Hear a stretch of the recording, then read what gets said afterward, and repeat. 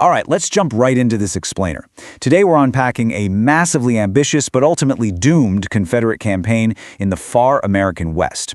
You know, when we study history, we tend to fixate on the places we already know. But today, we're going to look at a military campaign that actually aimed to fundamentally alter the entire map of North America, and it was fought in a landscape that most people never even associate with this era of history.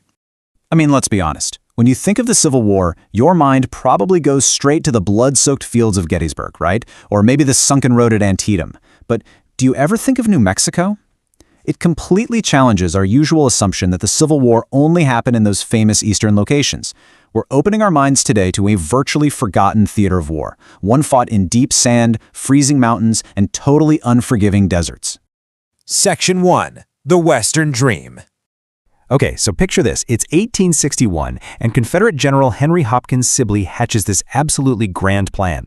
He looks out at the vast American Southwest, sees immense opportunity, and somehow convinces Jefferson Davis that New Mexico is just ripe for the picking. And his strategic goals, they were off the charts ambitious. He didn't just want the territory. Sibley wanted to seize the incredibly lucrative gold and silver mines of Colorado and California just to fund the Confederate war effort. He desperately needed to capture Pacific seaports to evade the Union's naval blockade. And, ultimately, the big goal was to spread slavery westward to establish a literal transcontinental empire.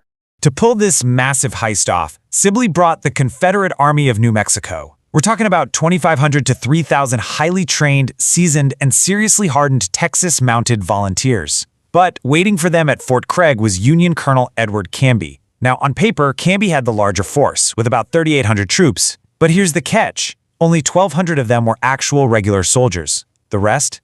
A really hastily assembled mix of New Mexico militia and Colorado volunteers, which, interestingly enough, included a regiment commanded by the famous frontiersman Kit Carson. Section 2. The Clash at Valverde. So the first real collision of these two forces goes down in February 1862 at a river crossing called Valverde Ford. General Sibley had marched his army north toward the Union stronghold at Fort Craig, but finding the fort way too fortified to assault directly, Sibley pulls a pretty bold tactical move. He just bypasses the fort entirely, crosses the Rio Grande, and sets up camp out in this harsh, rugged terrain. He was basically trying to force the Union Army into a fight on open ground. And it worked. Canby's forces quickly moved out of the fort to intercept them. And the fighting that erupted at Valverde was just unbelievably fierce. Union casualties hit 222 killed and wounded, while Confederate casualties sat at 183.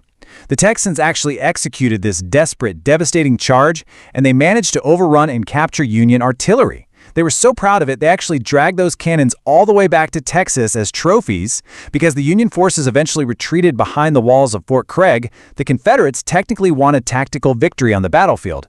But as you can see, the losses on both sides were remarkably even. But here is the absolutely crucial takeaway. This was a completely barren victory. It was strategically hollow. Sure, Sibley won the battlefield, but his number one objective was to capture the vital federal supplies safely locked inside Fort Craig, and he totally failed to do that. Without capturing the fort's provisions, his victorious Confederates were suddenly running incredibly low on supplies. They were forced to live off this unforgiving land, relying on a local Hispanic population that deeply distrusted them, suffered from their confiscations, and actively fought back. Moving on to Section 3. The Gettysburg of the West. Pushing north past Albuquerque and the territorial capital of Santa Fe, Sibley's starving Confederates were getting desperate.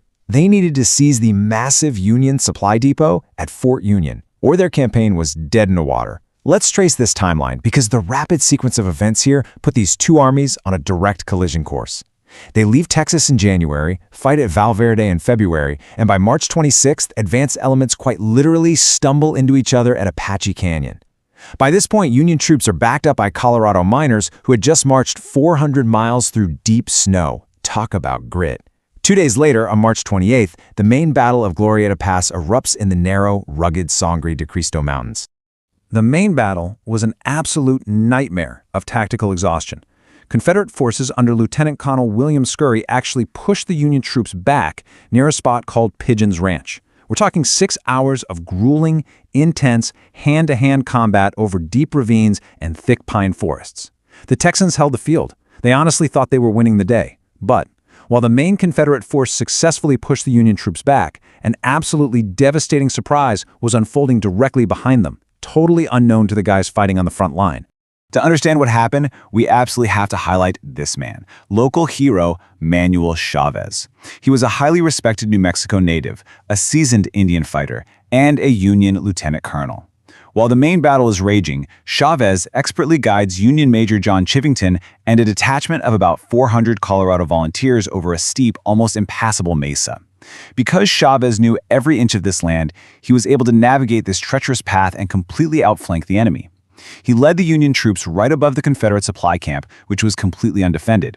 80, that is the massive number of Confederate supply wagons that were completely burned and destroyed at Johnson's ranch, all thanks to Chavez and Chivington. The Union detachment descended on the camp like lightning. They spiked the cannons to make them permanently useless, and then they just set fire to everything. Ammunition, food, clothing, medical supplies, forage, literally everything the Confederates needed to survive the campaign and the freezing winter went up in flames in an instant.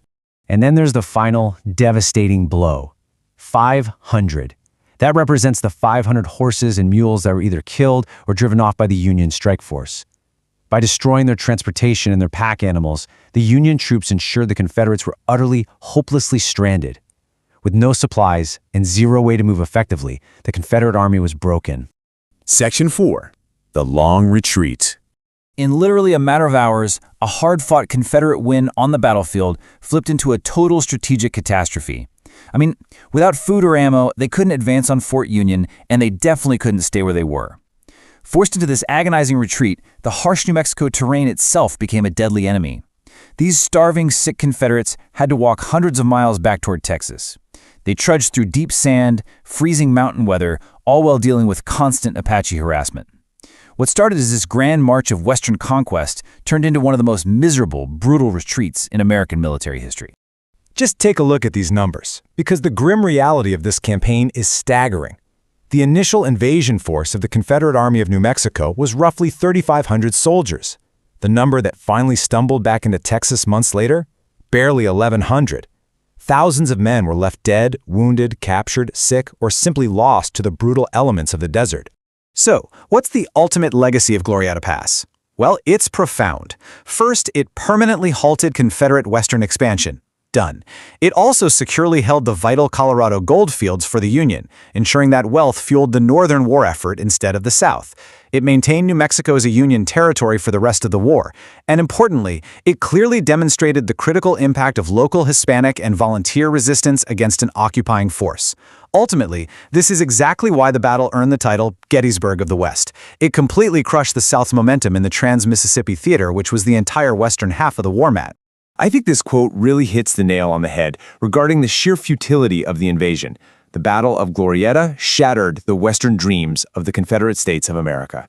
Sibley's grand vision of a coast-to-coast empire died right there in the dust of the Santa Fe Trail. It effectively closed the book on an incredibly dramatic, brutal, but often completely forgotten chapter of American history.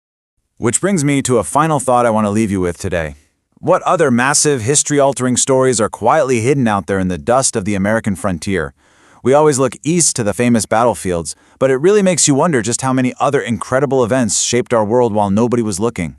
I really hope this explainer has shed some light on a fascinating piece of the past and leaves you eager to uncover the next hidden story. Keep exploring, and I'll see you next time.